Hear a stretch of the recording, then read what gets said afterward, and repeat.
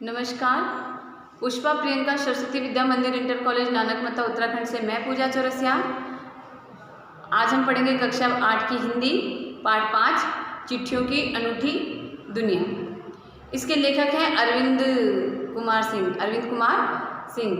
आइए पढ़ते हैं निबंध के बारे में। इसमें चिट्ठियों का वर्णन किया गया, उनके महत्व के बारे में बताया गया है। पत्रों की दुनिया भी अजीबोगरीब है और उसकी उपयोगिता हमेशा से बनी रही है। मतलब कि पत्रों की जो दुनिया है वो भी बहुत अजीब गरीब है और ये पत्रों की जो उपयोगिता है वो हमेशा बनी रही है। ठीक है। पत्र जो काम कर सकते हैं वह संचार का आधुनिकतम साधन नहीं कर सकता है। वर्तमान में जो पत्र काम करते हैं ना बच्चों, या पहले भी जो पत्र काम करते थे, वो संचार का आधुनिक साधन वो काम नहीं कर सकता है। पत्र जैसा संतोष फोन या SMS का संदेश कहाँ दे सकता है। पत्र एक नया सिलसिला शुरू करते हैं और सामाजिक, साहित्यिक तथा कला के क्षेत्रों में तमाम विवाद और नई घटनाओं की जड़ भी पत्र ही होते हैं। मतलब कि पत्र जो है इसका आज भी बड़ा प्रचलन है और पत्र सामाजिक, राजनीतिक, ऐतिहासिक, कला के क्षेत्रों में लिखा जाता है, साहित्यिक क्षेत्रों में लिखा जाता है और ये इन क्षेत्रों में एक अलग ही घटना का जन्म करते हैं, एक अलग ही क्रांति ले आते हैं और आज भी पत्रों का विशेष महत्व है। आगे जो पत्र हैं वो अपने जीवन में हर क्षेत्र में विशेष भूमिका निभाते हैं। पत्रों के माध्यम से पत्रों को मतलब हम अलग जगहों में अलग अलग नामों से जानते हैं।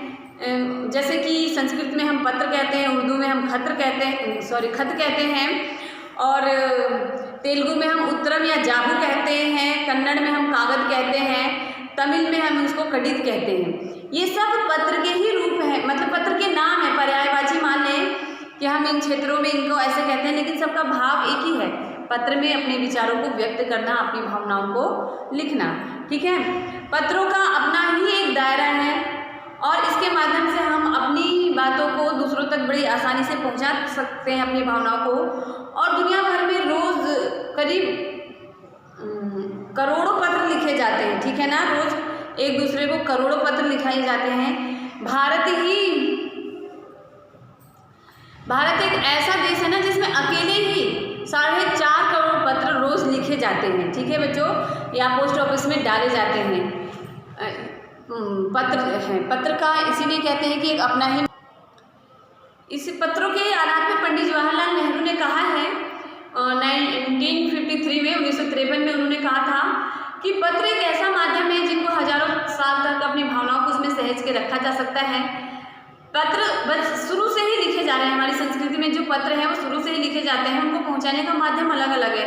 पहले जो है तेज धावक पहुंचाते थे क्योंकि गाड़ियों की व्यवस्था नहीं थी। फिर घुड़सवारी से पत्र एक स्थान से दूसरे स्थान पर पहुंचाए जाने लगे।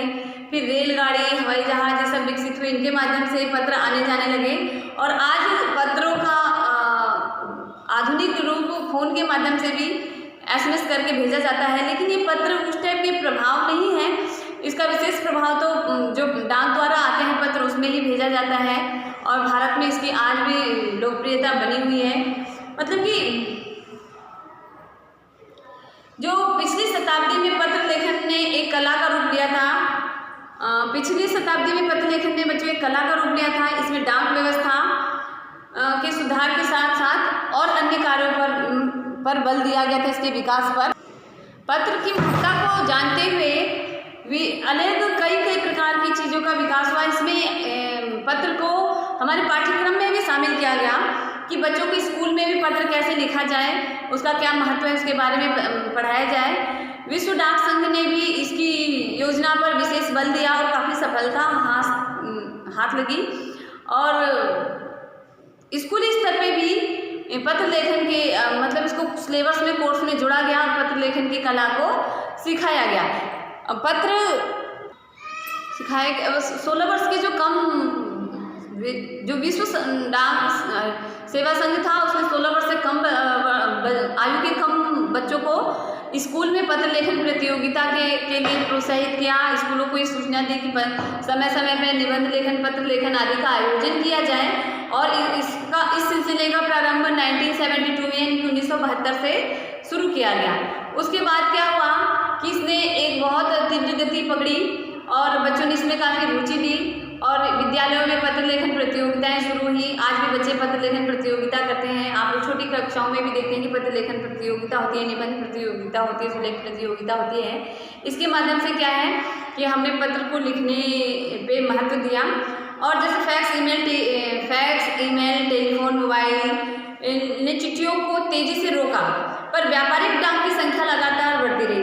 मतलब कि जो आम जीवन में एक दूसरे को हम पत्र लिखते थे अपनी भावनाओं को व्यक्त करने के लिए, वो तो मोबाइल आने से, फैक्स और ईमेल ये सब आने से प्रभावित हुआ, कम हुई, या ये माने कि 0% हो गई। लेकिन जो व्यापारिक है, साहित्यिक है और सामाजिक खत है, इनका प्रचलन आज भी बहुत ज़्यादा है और समाज में एक दूसरे को सूचना देने के लिए, संदेश देने के लिए और कोई संकेत करने के लिए आज भी पत्र ही लिखे जाते हैं। ठीक है बच्चों, आगे की स्टोरी हम अगले वीडियो में देखेंगे। तब तक के लिए धन्यवाद।